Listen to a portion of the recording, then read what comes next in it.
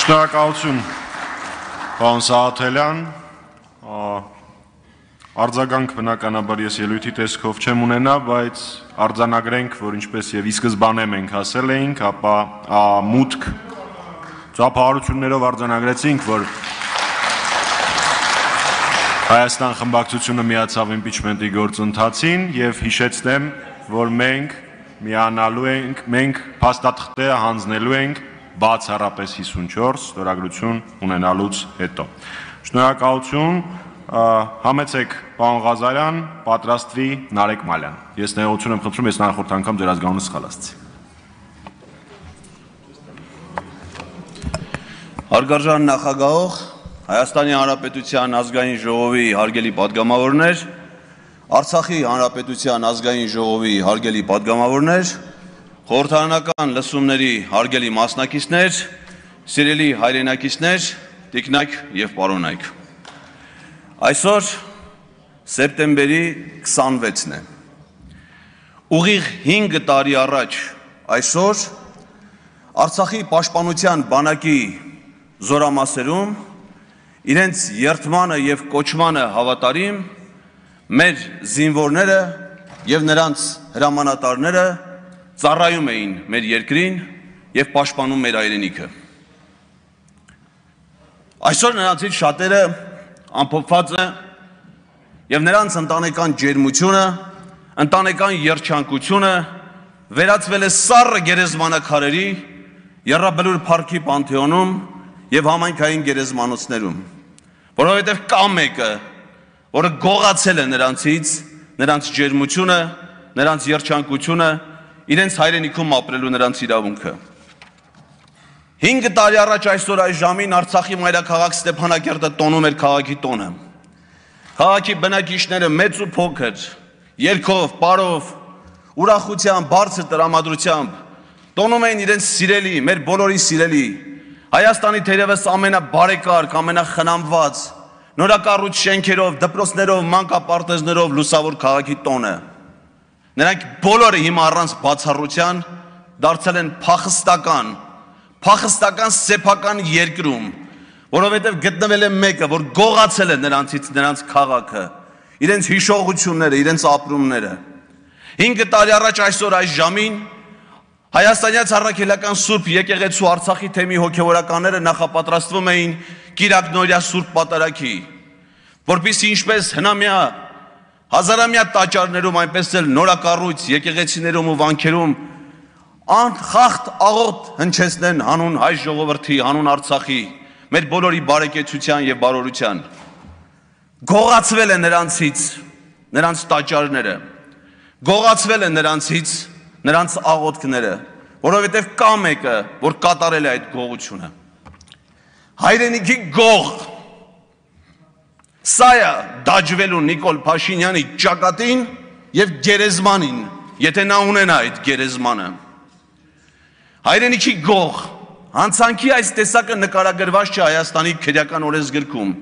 պարզ պատճառով, որովհետև հայ ժողովրդի պատմության մեջ չի եղել դեռևս մեկը,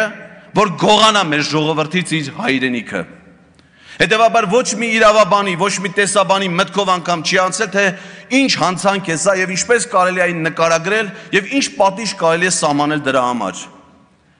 Հայրենիքի գող, հանցանքի այս տեսակը չկա աշխարհի ոչ մի քրեական օրենսգրքում, որովհետեւ աշխարհի պատմության մեջ չի գտնվել մեկը, որ գողանա իր ժողովրդից իր հայրենիքը եւ դաժան պատժի չարժանանա Աստծու կամ դատարանի կողմից շատ կարճ ժամանակահատվածում ինքնասպանության թույնը խմելով կամ ռազմական դատարանի որոշումը արագ իրագործման արդյունքում։ Մեր դեպքը ցավալիորեն այլ է։ Հայրենիքի գողը ողջ է եւ առողջ, եւ նա շարունակում է ոչ միայն իշխել, այլ նաեւ շարունակում է գողանալ մեր հայրենիքի զավակների կյանքը, գողանալ մեր հայրենիքի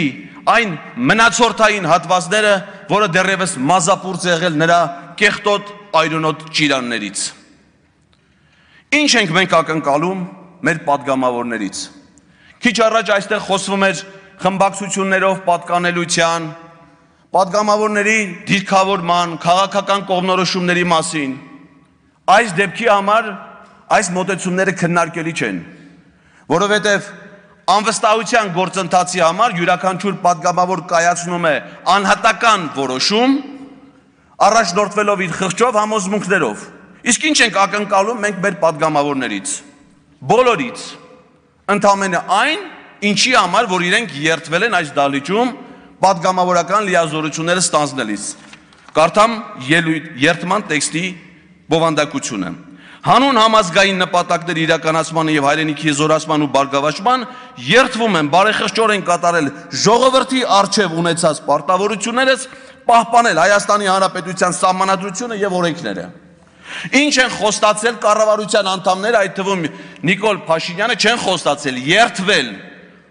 կառավարության անդամի պաշտոնը ստանձնելուց։ Երդվել են կատարել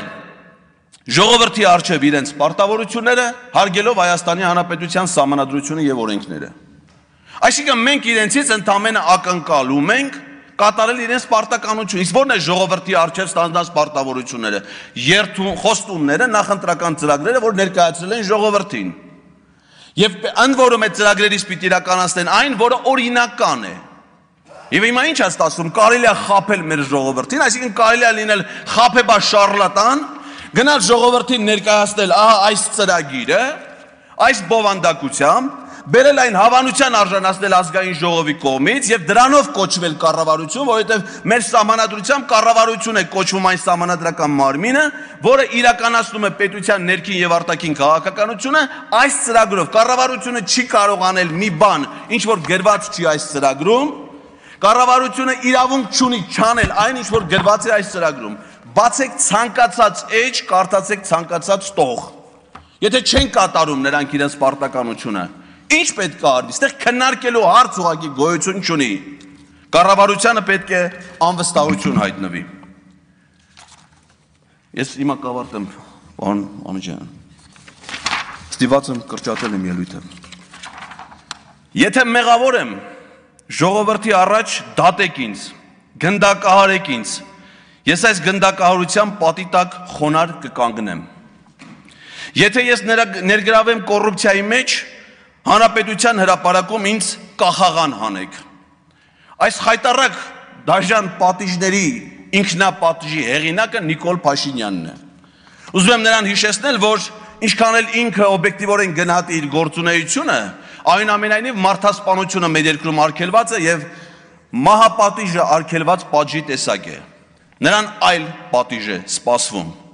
Նրան օրինական պատիժ է սպասվում, օրինական դատանում, որովհետև հայրենիքի գողի հանցանքը չկա, բայց հստակ նկարագրված է պետական դավաճանության,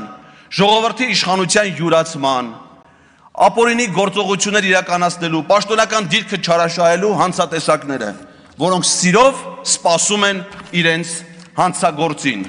Իսկ մենք սիրով սպասում ենք մեր սիրելի ժողովրդին ազգային ժողովի մուտքի մոտ, որովհետև այս լսումներին զուգահեռ հիմա տեղադրված է այնտեղ էկրան, որտեղ մեր քաղաքացիները հետևում են լսումների ընթացքին, այնտեղ հանրահավաք չի լինելու։ Հանրահավաքը այստեղ է։ Ելույթները կհնչեն այստեղ, մարդիկ կլսեն այդ ելույթները